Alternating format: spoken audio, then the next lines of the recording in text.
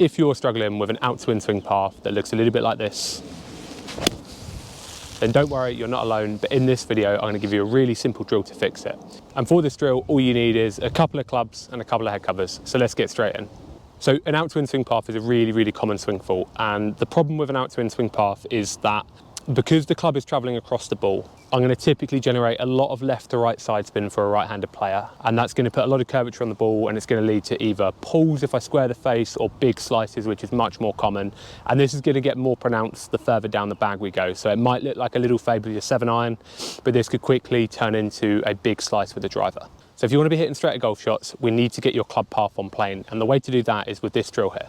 So with my 2 head covers and with my club, what I'm going to do is I'm going to rest the club that I'm not using on the ball to target line, so it's pointing straight at the target.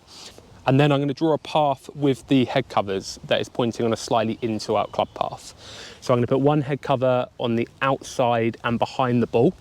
And then I'm going to put 1 head cover inside and in front of the ball. And the way to test you've set this up correctly is on your ball to target line, take a neutral setup and feel the club move on a path where it's not going to hit the head covers. And if that looks a little bit more in to out to you, then the drill's set up correctly.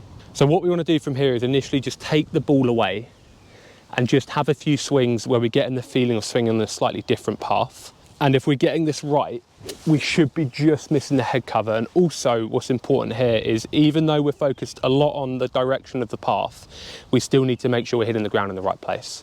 Initially, golfers will struggle with this because it's shallowing out the swing slightly, meaning the club isn't traveling as much down and into the ground as it would be on an out to in swing path. So typically when they first do this, they're going to start by missing the ground. And again, if we're missing the ground, even if our club is on plane, we're just going to replace one bad shot of a pull or a slice with another bad shot, which is going to be thin or heavy contact.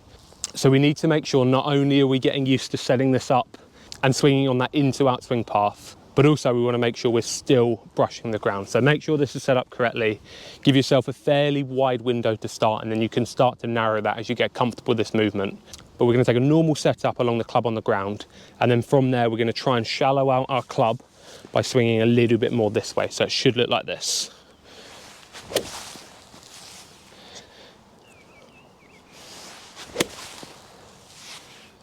And again, do a few of these until you feel comfortable that not only you're missing the head covers, but you are striking the ground in the right place.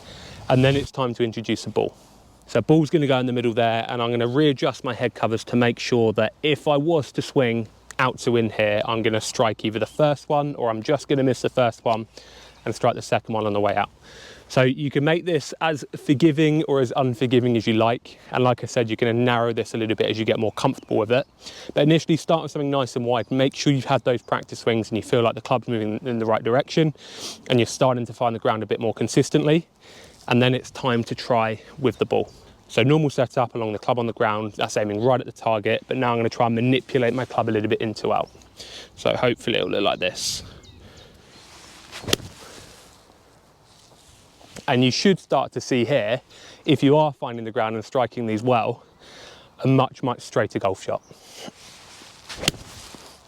If you're finding this drill tricky, there's a couple of things you can do in the swing to make sure your club is going a little bit more into out. What I like to see here for players that are used to going over the top this way is typically they're going to be dragging the club too much from the top and they're really trying to pull the handle towards the ground.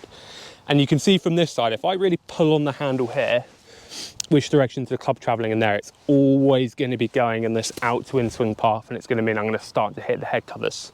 So instead, a nice feeling is from the top of the backswing, like we're just trying to drop our hands towards the ground like this. And you can see from here how much easier it's going to be for me to swing on that in to out swing path and get those straighter shots. So if you're having a few of those and you feel like you're constantly hitting one of the head covers, what we can do is we can start to make practice swings where we're from the top just dropping the hands down and then the feeling of turning through. And again, to the top in the normal way, dropping the hands down, and then the club should be moving a little bit more into out. And then with a nice wide channel initially, try and take that through to the full swing. And again, we should be starting to see a little bit straighter shots, if not even a touch of draw on those.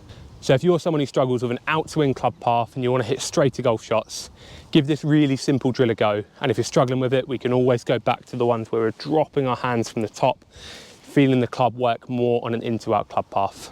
If you enjoyed this video, make sure to subscribe, make sure to like, and there'll be plenty more golf coaching content coming soon.